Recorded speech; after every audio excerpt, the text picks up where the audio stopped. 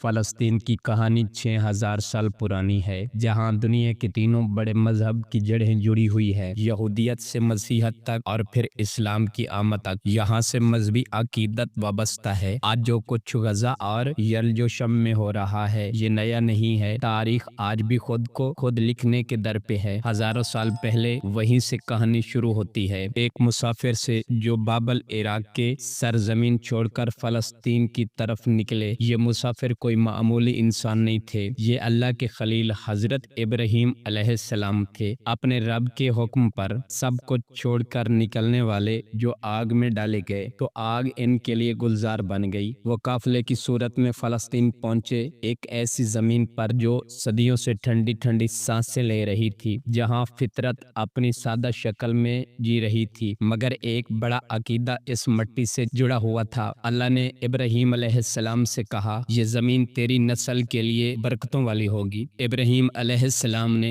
यहाँ खैमा जन होकर रब की इबादत शुरू की। इनकी बीवी जनाब सारा थी, मगर इनसे औलाद नहीं होती थी। बरसों की दुआओं के बाद जब उम्मीद के चिराग मध्यम होने लगे, तो अल्लाह ने इन्हें खुशखबरी सुना दी। जनाब सारा की बांदी जनाब हाजरा से इनके यहाँ एक बेटा पैदा हुआ, जिसका नाम हजरत इस्माइल अलैहिस्सलाम रखा गया। और फिर मौजज़ा हुआ, बुढ़ापे की दहलीज पर जनाब सारा को भी बेटा अता हुआ, वही इसहाक अलैहिस्सलाम, जिनकी नस्ल से आगे चलकर एक कौम बनी, जिसे हम बनी इसराइल के नाम से जानते हैं। इधर इस्माइल अलैहिस्सलाम और इनकी माँ जनाब हाजरा को अल्लाह के हुक्म से इब्राहीम अलैहिस्सलाम ने वादी मक्का में लाकर बसाया। वहाँ जमजम का चश्मा जारी हुआ और इस्माइल अलैहिस्सलाम की नस्ल आगे बढ़ने लगी। यही नस्ल आगे चलकर अरब कहलाई। तो यूं हजरत इब्राहीम अलैहिस्सलाम की दो शाखें हुईं, एक तरफ बनी इसराइल और हजरत इसहाक अलैहिस्सलाम और इनके बेटे हजरत याकूब अलैहिस्सलाम की नस्ल से, और दूसरी तरफ अरब हजरत इस्माइल अलैहिस्सलाम की औलाद से। फ़लस्तीन की जमीन पर उस दौरान हजरत इसहाक अलैहिस्सलाम और फिर हजरत याकूब अलैहिस्सलाम की बरकतें बरसने लगी। हजरत याकूब अलैहिस्सलाम के 12 बेटे हुए, जिनसे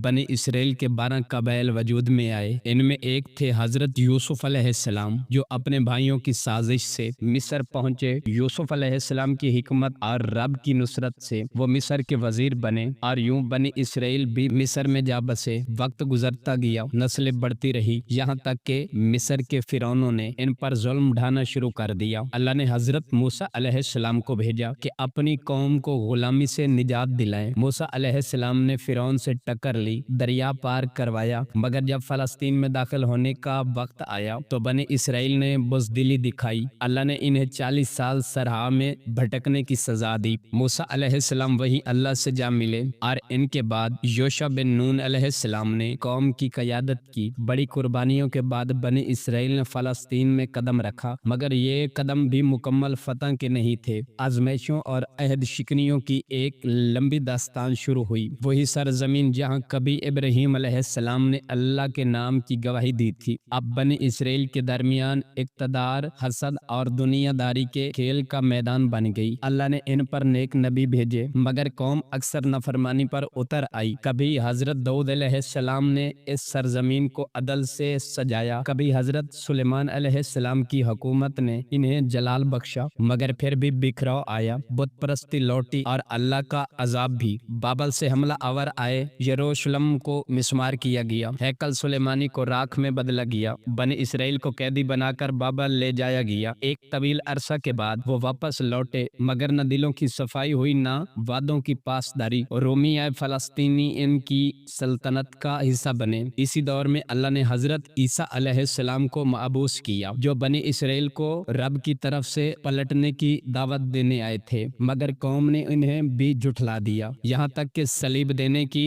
कोशिश की, और अल्लाह ने ईसा अलैहिस्सलाम को अपनी जानिब उठा लिया। फिर वक्त ने एक नया चेहरा दिखाया। मक्का की गलियों से उठने वाली सदाए हक ने मोहम्मद मुस्तफ़ा सल्लल्लाहु अलैहि वसल्लम की सूरत में वही नस्ल इस्माइल अलैहिस्सलाम की, जिसे कभी मक्का की वादी में छोड़ा गया था, अब दुनिया को अल्लाह का आखिरी पैगाम दे रही थी। और फिर जब मोहम्मद मुस्तफ़ा सल्लल्लाहु अलैहि वसल्लम ने मेराज की रात सफर किया, तो बैतुल मुक़द्दस वही पहला मकाम था जहां आप सल्लल्लाहु अलैहि वसल्लम ने उम्मे नबिया की इमामत फरमाई। ये मकाम फिर रोशनी में आ गया। वक्त गुजरता रहा, ये किस्सा फिर आगे बढ़ा और उमवी आए, अब्बासी आए, फातिमी आए और फिर सलीबियों के साए मुंडाने लगे। खून की नदियां बही, मस्जिद अक्सा को पैमाल किया गया। मगर फिर एक दिन सुल्तान सलाहुद्दीन अयूबी आया, एक मर्द मुजाहिद बैतुल मुकद्दस को आजाद कराया। फिर उस्मानियों का दौर आया, सदियों तक फलस्तीन में अमन रहा। फिर दुनिया बदली, साजिशें शुरू हुई, बरतानिया आया और बिल आखिर वो दिन आया जब फलस्तीन की जमीन को तकसीम करने की साजिश की गई। आज तक इसी मिट्टी पर लहू बह रहा है। मस्जिद अक्सा अब भी सजदों की प्यासी है और इब्राहिम अलैहिस्सलाम के ख्वाब अब भी हवाओं में घूमते हैं। इसी सरजमीन ने वो सब दिखाया है जो इंसानियत के माथे पर लिखी हुई तारीख का सबसे कर्बनाक बाब है। ये किस्सा अभी खत्म नहीं हुआ, ये तो जारी है। जब तक रब की जमीन पर